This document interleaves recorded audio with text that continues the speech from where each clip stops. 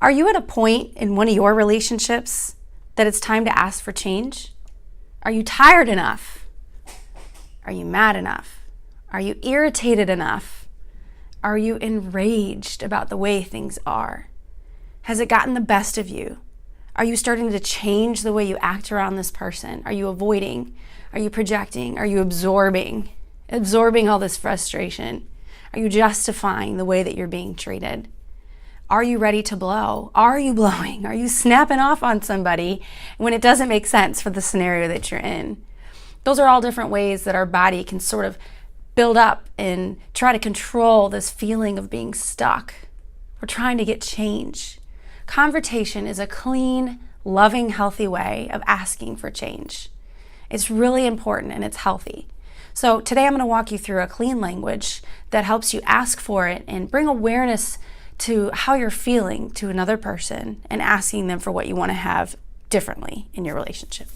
So start off by thinking, who is this person that's stimulating this frustration in me?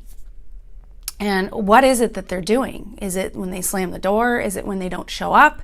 Is it when they're cheating? Is it when they disobey? When they ignore you? What could it be? Are they imposing on you? Are they intruding on you? Are they speaking loudly around you all the time and you just can't handle it anymore?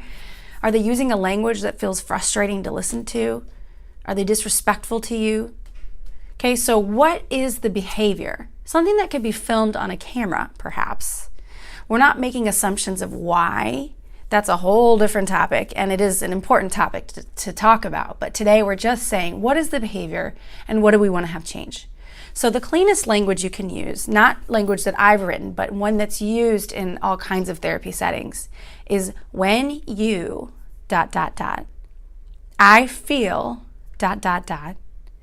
I want. And in terms of how to use this, it can feel cheesy and cliche, but if you can just learn the basic recipe, then later you can sort of veer off and use some other words to help you stay clear and safe. In other words, when you're confronting somebody, if they feel that they're being attacked, are they going to listen to you? No. So perhaps we haven't gone about it the right way.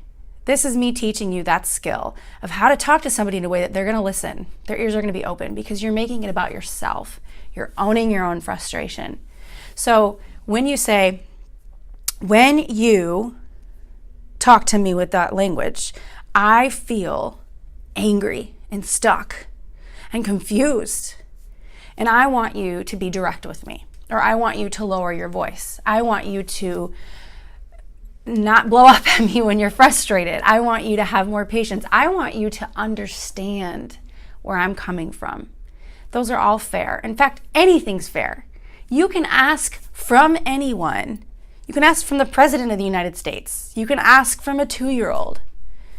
You can ask for ponies. You can ask for anything you want. We're all allowed to ask.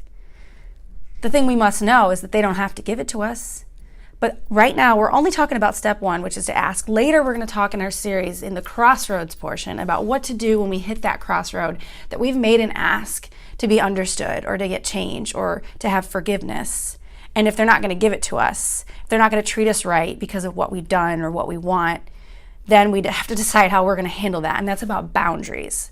Later, we'll get to that. That includes enforcing with your children or employees, when you have to make a decision of how you're going to change your behavior because they're not changing theirs. That's later, right? But first, we got to ask. So you got to bring it up. Put your expectations on the table. So we're going to start with that. When I feel, I want. When you slam the door on me, I felt frustrated and I want you to treat me with more respect. I want you to close the door gently and talk to me kindly. When you didn't show up when you said you'd be there, I felt disappointed. I felt sad. And I want you to be home when you tell me to be home. So it's about being direct. Forget all of this. I really wish you'd be there when you said, or I thought you were coming and you weren't there. No, just be direct. When I feel, I want. All right, so I think I've made that point clear. Just remember that you get to have an ask. So what might be blocking you from this confrontation that you need to have? Why haven't you done it yet? Why aren't you doing it as much as maybe you need to? I know I struggle with that personally. So there's some blocks that could come up for you. You might feel that you don't know how. So look it up, memorize this video, talk to others who struggle with it, and find out some skills. There might not be an opportunity. Create one. Hey, I need to talk to you about something really important. A great way to come at this conversation is, you know what, I care about our relationship. And so I'm going to tell you something that's difficult for me to say, but I want to be honest because I care about you. And I'm finding myself getting frustrated and resentful, and I don't think that's fair. So I'm going to be honest, and here I go. So create an opportunity. You might feel like you don't have a right to ask. Yes, you do. You always have a right to ask. We can always ask for what we want.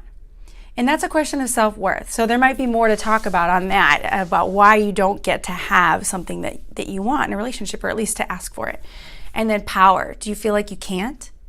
That you're going to get bullied or sucked back in or manipulated, or it's going to get turned on you?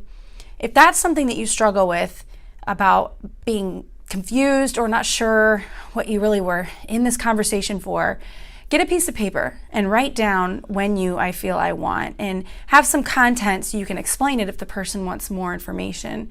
But try to plan it out beforehand, because you can ask.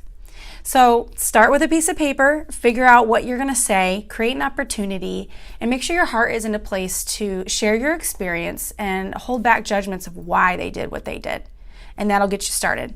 Next, we're going to talk about confession, how to confess something that you've done and to ask for forgiveness, which is a very hard one because that's where you're saying you have to change. And then after that, we'll get to crossroads, which is enforcing and boundaries and managing what you can control in the relationship. All right, good luck.